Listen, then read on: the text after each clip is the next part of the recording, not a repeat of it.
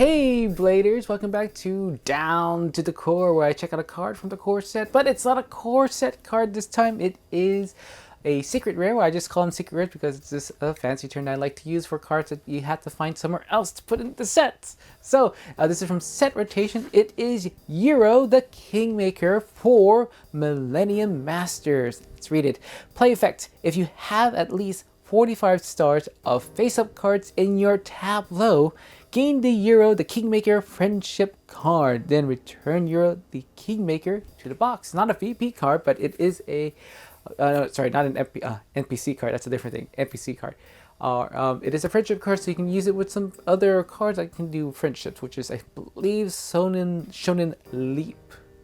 Shonen Leap can use friendship cards in that way. But why wouldn't you give up 3 victory points unless it really is going to help you in there? So 45 stars, that's going to be pretty hard to achieve. So first of all, you got 9, so you got 36 to go in your tableau, which means you need at least 1 8 and then the rest of them 7, or at least 4 7. So for at least 4 7, 8, and then you got Euro, which gives you 9. It's just 45 RP, which is going to be really hard to achieve unless you have a lot of money or you're trading very well to get those very expensive fancy cards and also keeping them up. So the strategy for this, I guess, is to either you need some defenses or that you need to get extra slots so you can get more out there. But of course, you can just use the Legend of Final Banners, but those cards are pretty weak. Just a big fat 10 in star rankings if you want to use it that way.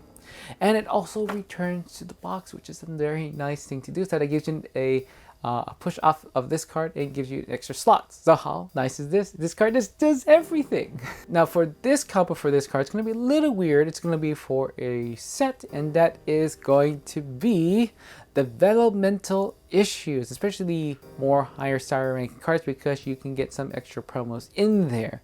Now they're kind of still, again, hard to get, but at least these are much more of a bargain than trying to turn in cards and get those promos anyway. Achieving to get 7 or even just 7s or 8s for master cards, it's going to be rather expensive. So this is, I think, another cheap way to just get a better, just this is a small little boost in there, because if you just look at it, 5 goes to 6, 6 goes to 7, and then for the last one, Druid King Brad goes to 7 to 8 for a gold promo. So it's a little, but it is a little cheaper because it's one card versus trying to trade in a bunch of cards in there. Even cards from the core set, still going to be very expensive for that. And for my rating for this card, it's going to be versatility 1 and compatibility 1. Now it's not a bad card, you can achieve it, but it's just, it doesn't really work with anything else.